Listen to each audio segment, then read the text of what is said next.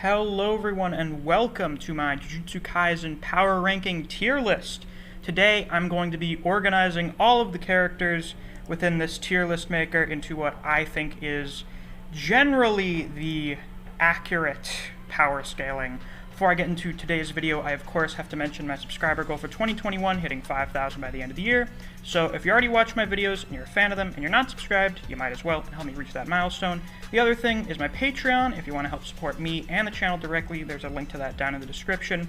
Regardless of whatever tier you join, you'll get a shout out at the end of videos, so if you're interested in that, you should go check it out. Alright, so I'm not entirely sure what order I want to do this tier list in. These guys at the bottom are less interesting, so I guess we'll do them from the bottom first. Yuhaibara, we really didn't see him do anything. I forget what grade he was, but he was apparently strong enough that they could send him and Nanami on a mission against what they thought was a grade 2 spirit, but ended up being like more of a grade 1, and he got killed. And listen, if you're out here getting killed by grade 1 curses, you're probably like fodder tier. So I'm going to put him at D tier. He's probably going to be towards the bottom, because E tier is going to be reserved for some people who basically don't have powers, or just really can't do much of anything.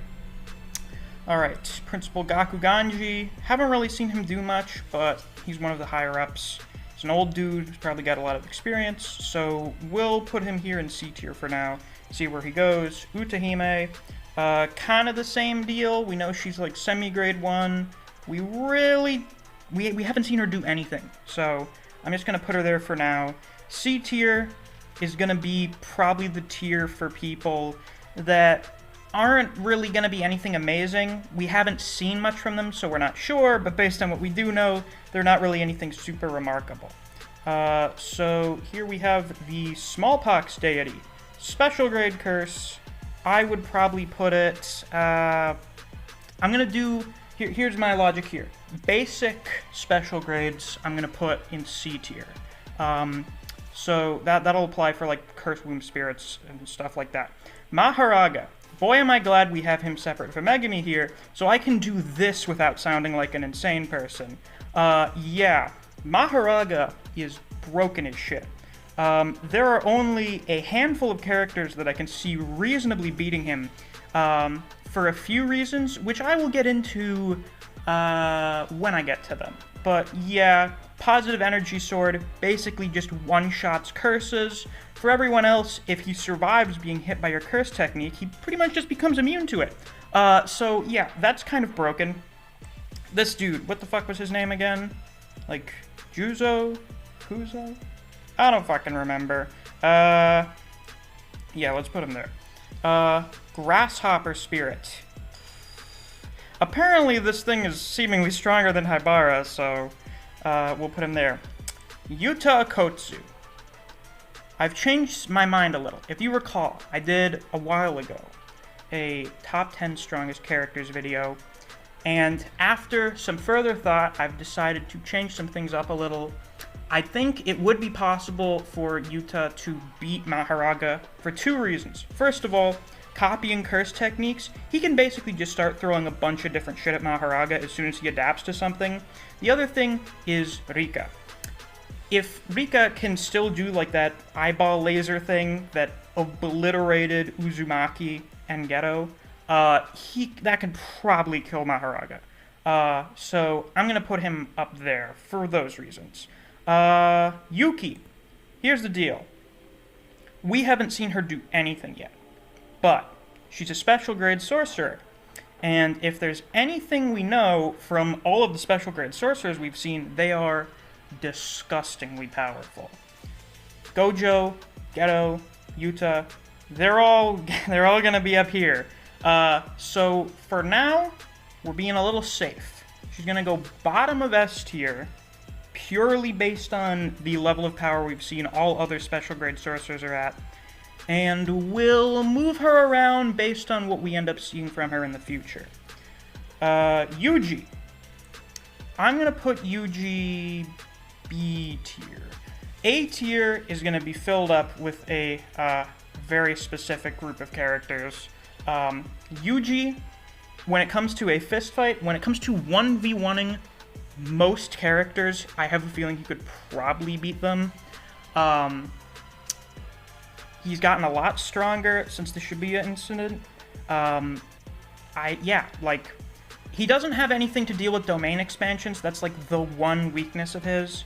But when it comes to sheer physical power, the way that he's able to use Black Flash almost at will, not actually, but the frequency in which he's able to use it, I'm very confident putting him up here. He could probably 1v1 beat most of the characters down here. I'm a little uncertain about the Smallpox deity, because, you know, domain expansion. But if Mei was able to break out of that tomb thing without any issue, I imagine Yuji could probably do the same as well. Junpei, E tier, didn't really get any experience using Moondregs, so we're just gonna put him down there. I believe this was called Absolute Mechamaru. Yeah, it's probably a good thing he's separate from normal Mechamaru, because they're at just completely different levels of power. 17 years worth of cursed energy, simple domain scrolls. It can theoretically kill Mahito, which is, not very many people can do that. It's just got ridiculous amounts of cursed energy and destructive power. I am confident putting this thing at the very least near the bottom of A tier. Toji. Prep time Toji with his full stock of weapons, his hidden inventory, was able to low diff Geto, albeit teenage Geto, and was able to beat an exhausted Gojo. Even when you take into account that Gojo was not in, like, tip-top shape, he hadn't mastered the Infinity yet, that's really impressive. His cursed tools are kind of busted, especially the Inverted Spear of Heaven. Now, if you're going to argue that we can't include curse tools when we bring this ranking into account, then Maki's going to be like E tier, alright? So I'm doing this with like normal arsenal. Toji goes up here. I don't think he would be able to beat anyone above him now. Just considering Rika, I have no idea how he would beat Maharaga. The other guys that are going to go up there, I'm not really sure about. But when it comes to just about everyone below him, he could probably be most, if not all of them. Inumaki. Inumaki B tier. Curse speech is very dangerous, as was pointed out a number of times during the Sister School event, but it really wears down on him when he uses it a lot, and especially against higher level opponents like the Disaster Spirits. It ends up doing more of a number on Inumaki than it does on his actual opponents. But overall, it's still very powerful, so I'm going to put him there. Sukuna, currently, in my opinion, second strongest character in the verse. We've seen how broken Malevolent Shrine is. It's described as a divine technique. It works almost differently from every other domain expansion we've seen. He was able to low diff Jogo, who we'll talk about later. We still don't know the full extent of his powers. We don't know if he has more abilities than the ones that he's already shown us. If he does, we may be taking things up to another level here, but yeah, Sukuna's, I'm very confident putting him up there above Yuta. Shoko, we haven't seen anything offensive from her. We only know that she has reverse curse technique, so Shoko will probably be at the bottom. Panda. Where would I put Panda? Maybe around here, I think. He was able to beat Mechamaru, but that was mostly due to Mechamaru not fully understanding how he worked and, underestimating him. But I'm kind of confident putting him up there. Nora Toshikama. Current Nora Toshikama. We've seen that blood manipulation is kind of busted, depending on who has it. Its versatility is absolutely absurd, the amount of stuff that you can do with blood manipulation. He has access to both ranged attacks and Flowing Red Scale, which is able to extremely increase his physical stats. I mean, it's doping. He's able to then pretty much completely overpower Megumi in close quarters combat, who I don't think is the most amazing character in the series when it comes to that, but he's no slouch. So I would definitely put him above Inumaki and Panda. If it came to a 1v1 fight with Yuji, it would probably be close, but Kamo has weaknesses that Chozo doesn't, and we'll talk about Chozo in a little bit. But I think Yuji would probably end up beating him in the end. It would be high difficulty, though. Nora! I don't know if she could beat Domain Expansion, but there are some other characters I think she could probably take out. It's unfortunate, Nobara, I'm sorry, but you are the weakest of the main three. Now Bito Zenin. I don't know how well Yuji would do against Projection Sorcery, because now Bito, even when injured, was still faster than Jogo, which is kind of nuts. And he has Falling Blossom Emotion, Projection Sorcery is really good. I'm also going to put him bottom of A tier. Momo, well, we've seen more from her than from Ibara. Mai.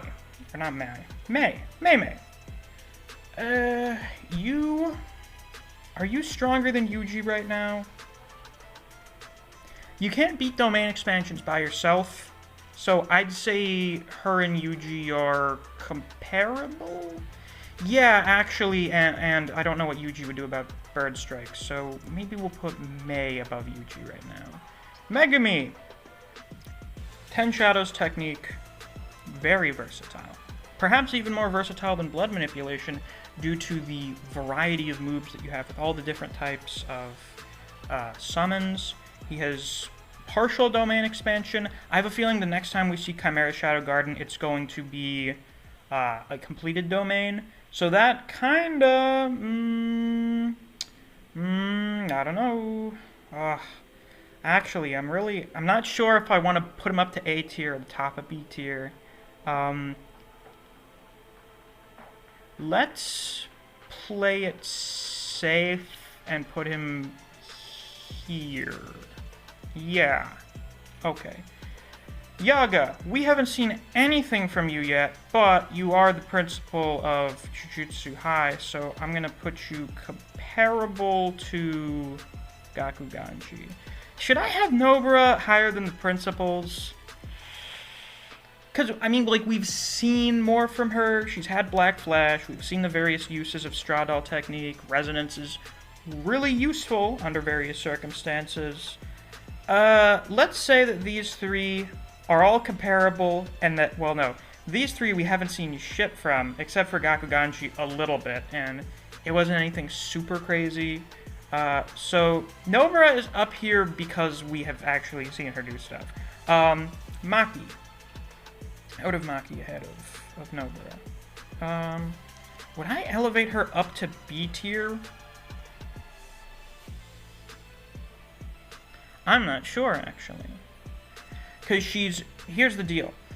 Maki has stomped people weaker than her, but then fighting people stronger than her, it's always been people way stronger than her. Specifically, 2 of the Disaster Spirits, but she's done a decent job holding her own against them, but she never stood a chance of winning. Bottom of B tier for now. You have a gun, so I don't know. Mahito. Top of A tier. Mahito's potential for growth, or, former potential for growth, is disgusting. Basically, every time you fight him, he unlocks a new power, or he figures out how to do something that he couldn't do before. Domain Expansion, 0.2 second Domain Expansion. It's fast enough that someone like Toto can't even react fast enough to use Simple Domain. Only a select number of people are actually able to kill him effectively. I guess if you wore out his cursed energy, you'd eventually be able to kill him. But assuming you don't get that chance, you're gonna die. More likely than not, unless you're Yuji, because you're able to perceive the soul, or you're someone like Mekamaru, who is able to use those simple domain scrolls in order to attack him. But Mahito did end up beating Absolute Mekamaru, so it's pretty safe putting him above there. Normal Mekamaru, I would actually have him... Would Mekamaru be affected by Cursed Speech? Actually, I rank him higher than Kamo. just because of the destructive power of, Ultimate Mechamaru. So that I am comfortable with.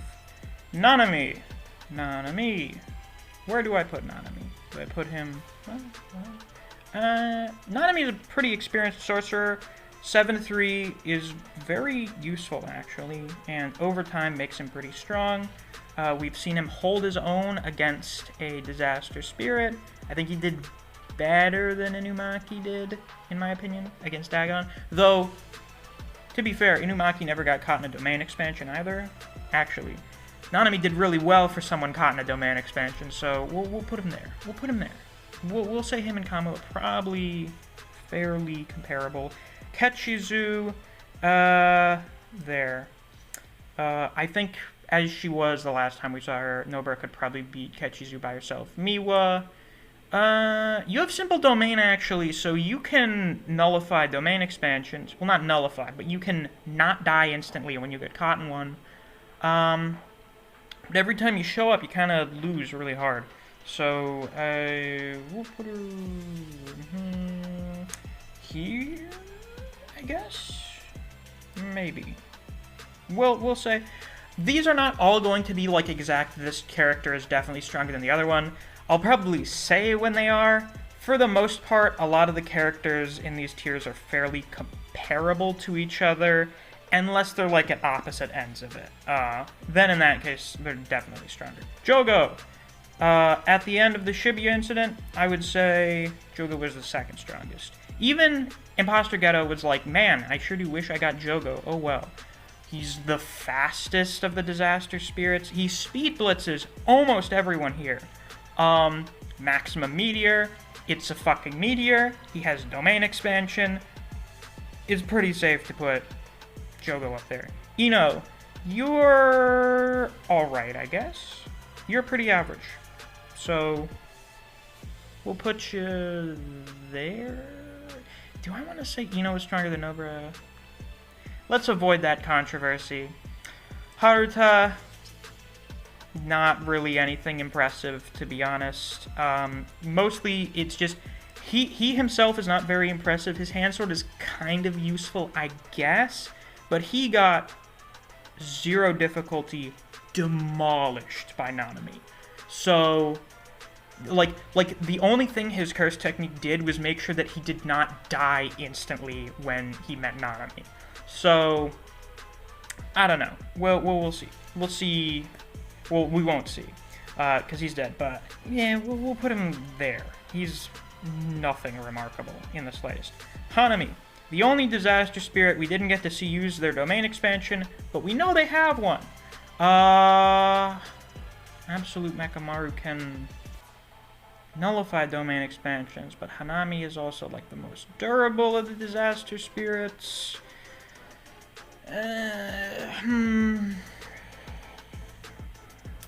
You know what? I will say with very little confidence that Absolute Mechamaru could probably edge out a win against half of the Disaster Spirits. We'll say that. Gojo. Yeah. Ghetto. Now here's the interesting thing. Is that the brain said that if he hadn't split his forces during the events of Volume 0, he would have beaten Yuta. I don't know if I believe him. But we've also seen curse manipulation is kind of broken. Like, it's not just, oh, I absorb the curses and I can, send them out to do whatever. It's, I can absorb a seemingly infinite number of curses based on the fact that he released 10 million in Shibuya. He is able to absorb spirits as powerful as Mahito, and he is able to steal and use their techniques. Let's say that him and Yuta are equal. Also, he beats Maharaga because, as Sukuna pointed out, basically, the way to beat him is to keep throwing new moves at him. And as the brain himself monologued about, the greatest strength of curse manipulation is the effectively limitless number of moves at your disposal. You have as many different techniques available to you as you have curses. So if Geto and Maharaga fought, he could just keep pulling out as many curses as he wanted. He could just pull out hundreds of curses and keep hitting it with new curse techniques every time it adapted to the last one. And he would eventually win. Your basic bitch, Cursed Womb. These did not actually manage fully fledged domain expansion, so I will put them beneath the smallpox deity. Esso. I think...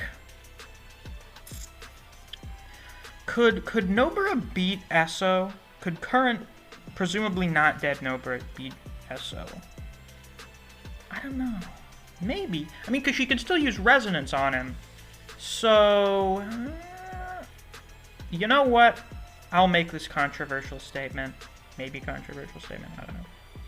We'll say Nobara can beat Esso 1v1. Dagon! My Cthulhu bro! Yeah, I'm confident with that. I'm not sure what exactly the difference is between Dagon and Hanami in terms of, like, their shtick. Because Hanami is stupidly durable, and Dagon has ridiculous amounts of HP, which I assume means, like, ridiculous amounts of cursed energy, where you can just keep hitting him, but if it's not a fatal injury, he's just not gonna die. Death Swarm's pretty cool. The water manipulation stuff could actually be pretty useful.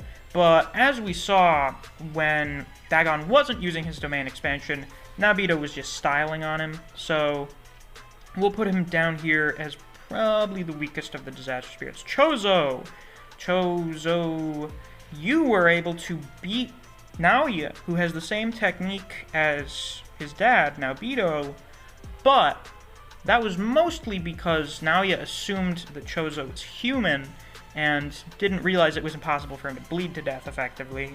I think that Chozo is still stronger than Yuji. The reason Yuji did as well as he did against Chozo was because of Mekamaru there saying, hey, go into the bathroom, I have a plan. I think that, you know, water would prevent him from manipulating blood outside his body. It worked. That was pretty much the only reason Yuji didn't get killed prior to then. But even after that, Chozo was able to adapt to the situation and start manipulating blood inside of his body. So if it was just like a 1v1 normal battlefield, I still think Chozo would definitely beat Yuji, so we'll put him here, bottom of A tier. Inversion Man.